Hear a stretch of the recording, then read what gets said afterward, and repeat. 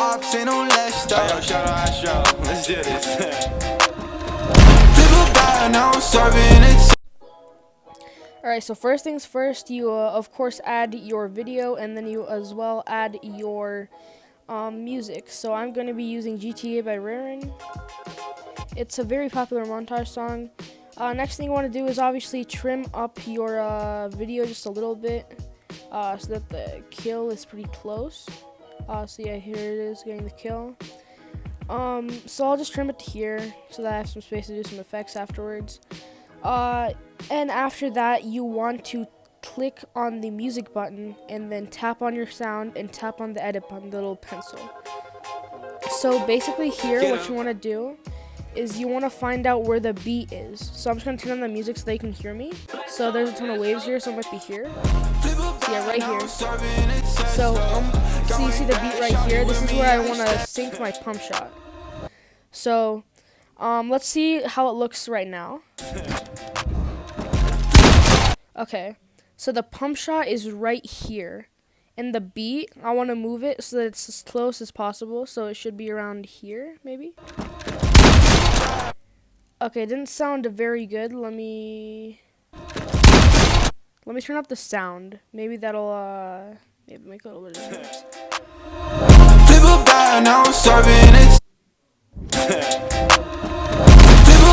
Okay, it sounds a little bit delayed, a little bit late. So what I might want to do is trim the clip or adjust the music. It's up to you. So if it's coming a little bit more late, I need to make it come earlier, which means that I need to trim it by like barely anything, just a little bit. So maybe that should be good. See, perfect. That's perfect right there. So now the next thing, you might actually need InShot Pro for this. Actually, no, the first thing I'm going to do next is hit the plus button, hit the blank. Just for my purposes, I am going to, here, let me first click the item stick to frame. Alright, so just for my purposes, what I'm going to do, I'm going to add a blank page, make it 1 second so that I can apply that little fade transition. So that's 1 second, I add my fade transition so it looks nice coming in. So I might want to make it a little bit longer, at least the clip. So do it right here, and as well go back to music and make this sound longer, and maybe fade in.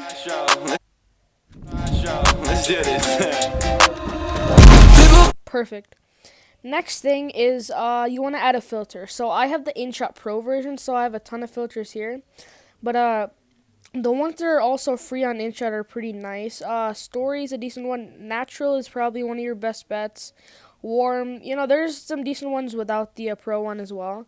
But for my sake, I'm going to use Cinema 1 because that's what I usually main. The other ones are also very good. But I had Cinema 1, and this is something new that I haven't done very much. But I'm not sure if you need InShot Pro for this or not. You can find something, but if I go to Beats, I think this might be for pro users only, but there's an RGB here. So I turn down the strength all the way, and I make there be no interval, so it's like a little bit of a shake on the screen.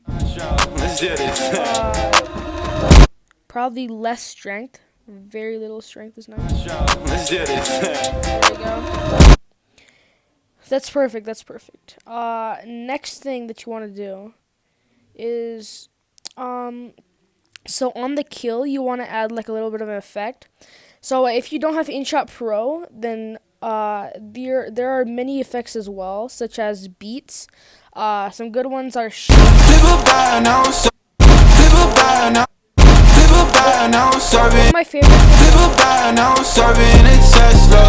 one of my favorites that I used in my actual thing, in the tutorial thing, the example is RGB. So I turn the strength all the way up, and I make there a high interval so that there's no interval.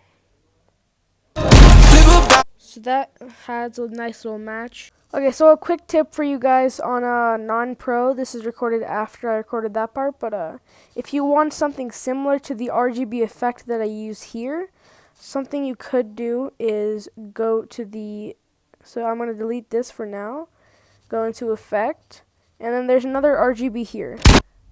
So this one, the only difference is that you can't shake it or pulse it. Now it honestly still looks pretty decent. This is how it looks right here. Let's do this. Okay, so after this, the next thing I want to do, most probably I want to split this clip, change the filter to maybe something different. So I'll do Cinema 3. So sort of change a little bit. And as well as that, after your pump shoots, so I'm gonna slow it down at this point right here. So right here, I'm gonna take the speed, and I usually like something around 70%, and my clips are in 60 FPS, so that's why I can't afford to turn down my speed a little bit more than I need to. So let's see how that looks from the beginning. Let's do this. It seems a little bit too late of the slowing down, so I'm just gonna put a clip in here, put it at 0.7. See guys, this is all about trial and error, to be honest. So let's see it again. See, there we go.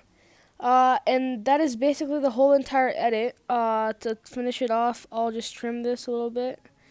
Add my blank.